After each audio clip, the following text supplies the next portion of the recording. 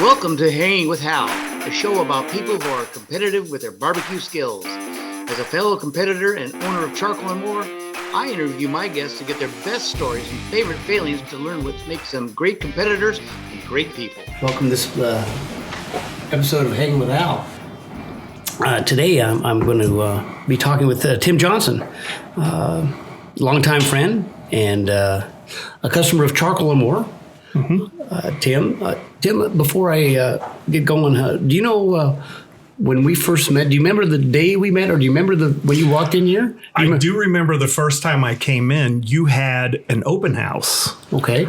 And just for people to come in and walk through and see everything. And you did a demonstration on how to spatchcock a turkey. Oh, great. And so just from then, I thought, this is a place I need to come back to. Well, there you go. That was December 6th of 2015. Excellent. So Excellent. It's been, 7 years? Mm-hmm. Wow. Of course, we met at the store. I believe. I think that's where we first met. So anyway, again, folks, it's Tim Johnston. Tim, tell us where you're from and a little bit about yourself. I live right here in Sellersburg, originally from Scottsburg, just a little north of here, where I was a teacher for 25 years. And I'm retired after 33 years of high school band directing. So. Great. Well, question of the day is, fat side up, fat side down. Depends on where your heat source is. Just got to ask it. So that'll work. I guess that'll work. It also depends if it's a right-handed cow or a left-handed cow. Well, that could also be. Yeah. That's okay. I just, there's always an opinion on that. Correct. Everyone's got an opinion on that. So there's many people arguing one way or the other. Right. So, when did the barbecue bug bite you? At what point were you still teaching at that time? I was. In fact, I was out shopping for an oil turkey fryer. Mm-hmm. And instead I found one that said it was an oilless fryer. Well, it wasn't really an oilless fryer. It looked like one, but it was a smoker. It was a little electric smoker where you had a drawer where you slid in the wood chips. Sure. And I started doing that, and I said, this is just a smoker. And then from there, I bought an electric box smoker. Okay. And then it was like, oh, I need something more. And I think that was after I came to your open house. Okay. And just kind of went from there. Okay. So tell us a little bit about your travels. I mean, how we went from a smoker box, and obviously on the 6th you learned how to spatchcock a turkey. But I mean, did that lead you to saying, what brought you to that? I want to continue this and make this grow, make this more of a part of my life. That's easy. That was your BBQ Bootcamp. Okay. And I'd always wanted to do it. I'd seen the advertisements for it. And I always came up with an excuse to not do it. It was, well, I'm busy on one of the 2 days. I can't do them both. I'm gone that weekend.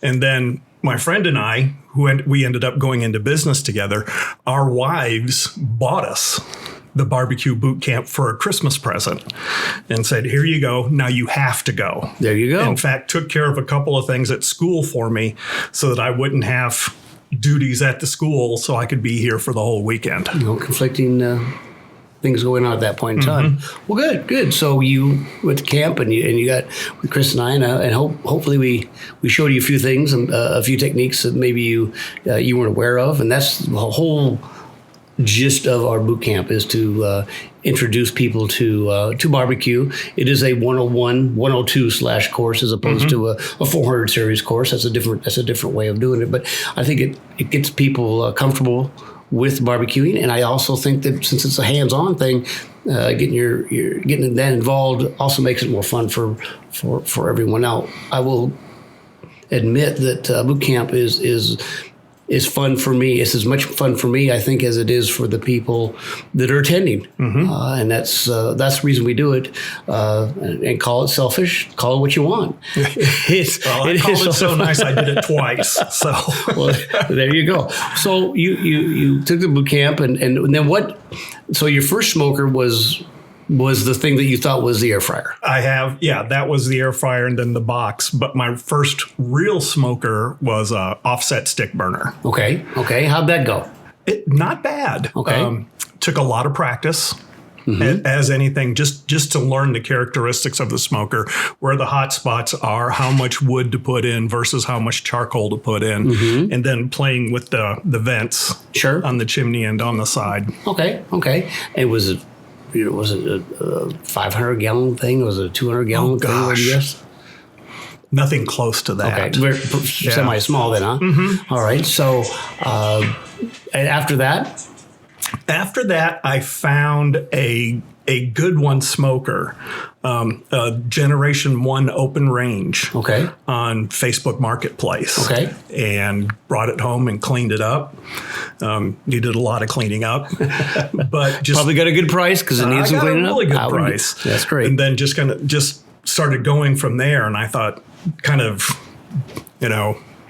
piqued my interest in the Good One brand and coming in. So then I went from there to a Marshall. Well, that's bad. Okay. So did you find cooking on your second smoker easier than your first smoker? Much easier. Okay.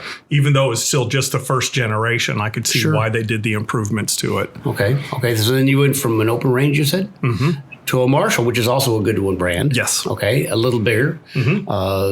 A lot bigger. A lot bigger. Okay. But, it costs no more to cook 6 shoulders as it does 1 shoulder on a big smoker like that. Yes, definitely. So, all right. So now you have the Marshall smoker. Now, with that, are you just still cooking like a couple racks of ribs here and there for you, or all of a sudden does this? Absolutely. But are you cooking for any more than just your family and things? Are you starting to do a little catering? Okay. My friend and I opened a business called Big Brass Barbecue. Okay. And we bought a custom built offset smoker, reverse flow. This one's 330 gallons. Okay. And we do a lot of pulled pork for that and a lot of ribs. For that. Okay. So with your catering, I mean, did you cater when you had the Marshall and then moved on to the larger one, or did you? We did a little bit. A little bit. Okay. In fact, right now, if it's a smaller cook, we don't fire up the big smoker at all. We use the Marshall for that. That's a good idea. So local people, just booking in advance, and how did your business? How did your catering? How did it go from cooking for a few to cooking for more, and then that leap to go into your trailer? It just word of mouth mostly. I started cooking for some people in the Indiana State School Music Association. Okay, they knew I was doing it as a hobby, and they wanted me to cater their. I think it was like their staff retreat, which was very small. And then the school where I retired from, Scottsburg High School, got wind of it, and a lot of their faculty gatherings or graduations where they were having a lot of guests in, and they wanted somebody to cater. So I started catering that. That's when we decided to buy the trailer. And we actually bought the trailer from a former student that used it for other things. And so we bought it and modified it for our own use. Okay. And we've taken it to the New Albany Blues, Brews, and Barbecue Festival. And set it up down there. Good. And got good reaction? No, absolutely. Positive? Absolutely. Well, barbecue's always in fact, one person told me I needed to put more meat on my sandwiches, too. So I learned that. Well, it's all part of the learning curve. Wonder who that might have been. I have no idea. There you go. So, favorite meat to cook? Pulled pork. Okay. Why? For me anyway, it's the easiest. And I think the result speaks for itself. It's very, very good. We do ours with no sauce. We want the people to taste the meat and the smoke and the bark on the outside. Isn't it amazing how different people can cook different types of meats and getting different results? It's still a pork shoulder, whether you get it from you or you get it from a commercial establishment, and how different the meat itself can taste. So you serve it. I assume that you serve it somewhat dry, and then you add a sauce on the side. Then we give them sauce on the side, and then we're kind of expanding this season when it gets nice and trying some pickled onions and butter pickles and stuff like that for people to put on it. Okay, so Are you making your own sauces and rubs? Are you buying them? Are you combination? I have made my own sauce before. Okay. Still working on that. Okay. As far as rubs, no. I come here, Al. Okay. Well, that's fine. It's all good. There are so many good rubs that are out there, and there's so many more that I haven't even tried yet. Right. But I've always bought the big boxes here and just kind of used that together. Well, they're proven. I mean, everything in the store has got a reason why it's in the store and a story behind pretty much everything in the store as far as why we carry it. It's got a kind of I would guess I'd say it's a pedigree. It's already got a history of being successful. Now that doesn't mean that everybody's going to like it, and that's why we offer different things.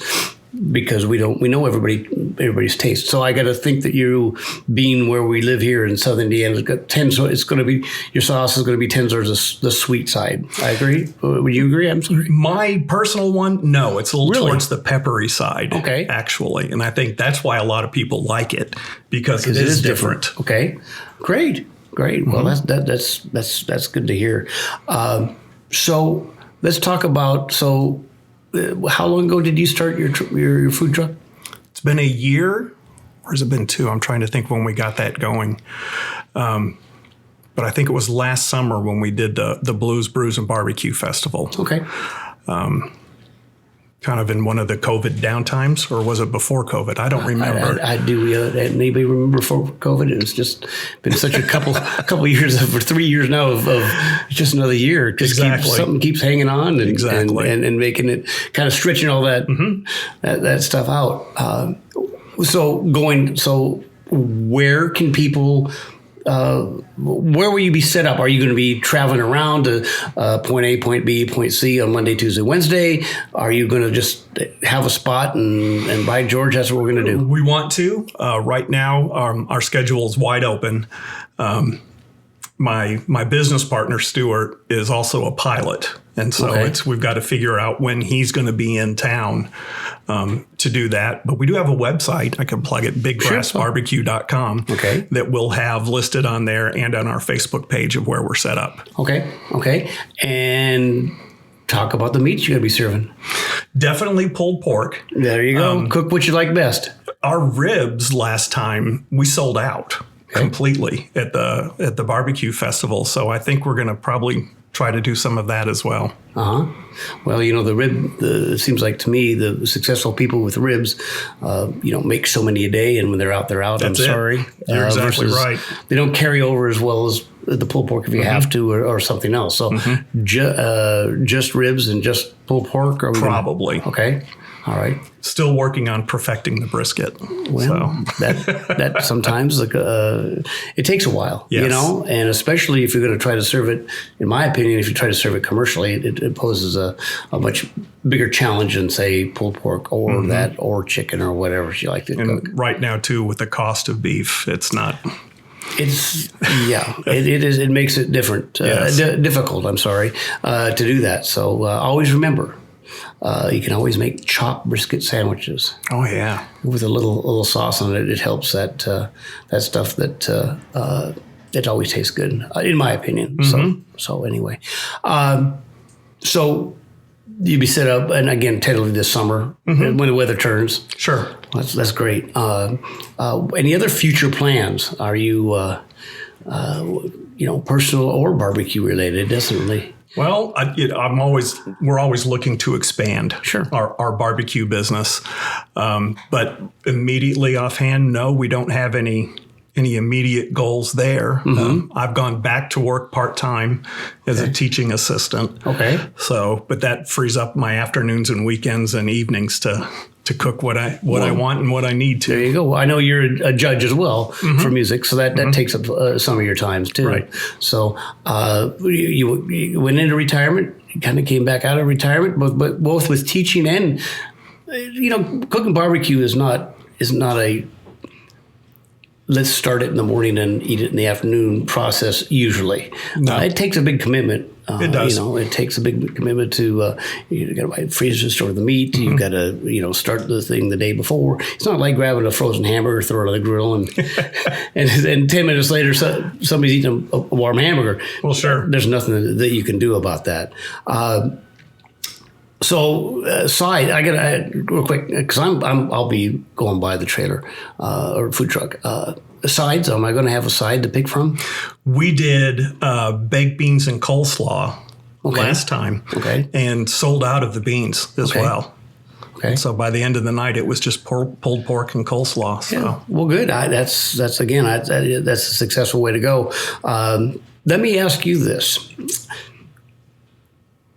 Given the trail you've gone down, any advice for people early on in this wonderful hobby of barbecuing? Any good stories you'd like to share with us about successes and or failures? It doesn't matter. One of the unique failures, and maybe it's not unique, when I first started, I made some really bad barbecue. Okay. Really bad. Twice I didn't know how much rub to put on the ribs. Well, I put too much rub on. Okay. And I made pulled pork out of a pork loin on the stove inside after I took it out of the smoker. Well, the recipe called for so much apple cider vinegar. I didn't read that carefully enough, and it was a lot more apple cider vinegar than what I wanted. My mother-in-law, God bless her, she ate it anyway. She said, "This is still very good." I'm like, thanks. Yeah, I'm with you. Oh, there's, when those first ones, my family will attest. Well, some of the first cooks were bad. Well, but you stuck with it. I mean, sometimes practice. If it's a fun hobby. It's good to be moderately successful at it. Mm-hmm. If it's not a cheap hobby. No, it's not a cheap hobby. It's an investment on many aspects, from a smoker to the meat to your time to the fuel that you use to absolutely. It also. But I did find I tried competition once, and I found out that that's a very expensive hobby, and I made more money, or I didn't lose any money doing the catering thing like I did the competition thing. Yeah, and I've told people many times. I mean, you get into competition smoking for the social aspect. There's money to be made. Don't get me wrong, but if you're planning on financing your home by winning barbecue competitions, there's a couple people in the business that can do that. Don't get me wrong, but for the vast majority, it's a social thing, and it's fun. Sure. I can't run track anymore. I can't. I never was able to play basketball, being as short as I was. But you know what? I can cook pork. I can cook beef. I can cook chicken. And that's one of those things you hark back to, one of those competitive days, and it makes you feel good. And it's like I said, it's very social for me anyway. It's a very social thing. Definitely. So and the teams that I sponsor, I think feel the same way. Ironically, that's probably why we got together. Because we kind of think along those same lines. Sure. So, how about a success story? Off the top of my head, nothing immediate, other than some of my, the catering gigs that we've done have all received great reviews, and my Memorial Day weekend tradition. Which is? Well, I had some friends over. Okay. Just for barbecue. Started out just for hamburgers and hot dogs, and has exploded into a week-long event now. There you go. Where best friend from Arizona comes in. In fact, we were already talking last weekend, and he's coming in the Saturday before Memorial Day weekend to spend the whole week. Okay. And the smokers will probably be lit on Friday morning, Thursday night, and not go out until on Sunday morning we leave and go to the Indy 500 every year. And so that's probably when we'll close the vents and shut everything off, is when we leave for the race. Well, it sounds like it has really blossomed from hamburgers and hot dogs to whatever you want to cook. Well, it's that and cooking ribs in the oven. Yeah. And we decided to do that. And I'm like, we can do a better job than this. Sure. And now it's just exploded. We got to limit ourselves per day of what we're going to cook, because if we cook it all at the same time, we're going to have too much food. Yeah. How many people are you expecting this year? Probably 15 to 20. Okay. 20 eaters, a lot of food. Yes. Well, that's great. And there's That's a great. lot of other people that look forward to it. They know that at my house on Friday and Saturday of Memorial Day weekend, there's going to be a lot of good food there. Yeah, that's great. That's great. Well, I think we've covered what I want to do. Again, Hanging with Hal is part of that deal. Is talk about what we want to talk about. We hope everybody else enjoys it as well. It's been great having you, Tim. I appreciate your business and I appreciate your friendship. It's been like I said, since 2016. Yeah. And we look forward to wish you luck in your future. The barbecue catering business is I promise you, will keep you more than busy. That it has. And having it being successful will even be better. So we'll spread the word. We'll help you spread the word. Thank you. And where do you set up real quick? Where you said, did you say where you? No, we don't have a place right now. You don't have a place right now. No. So maybe we can post that for somebody in the local area that when we are available, we'll link to you or send everybody to a link off to your site and then they can kind of figure out what's going on there. BigBrassBarbecue.com. All right. Sounds good. Thank you, Tim. Appreciate it. Thanks, Al. Bye-bye.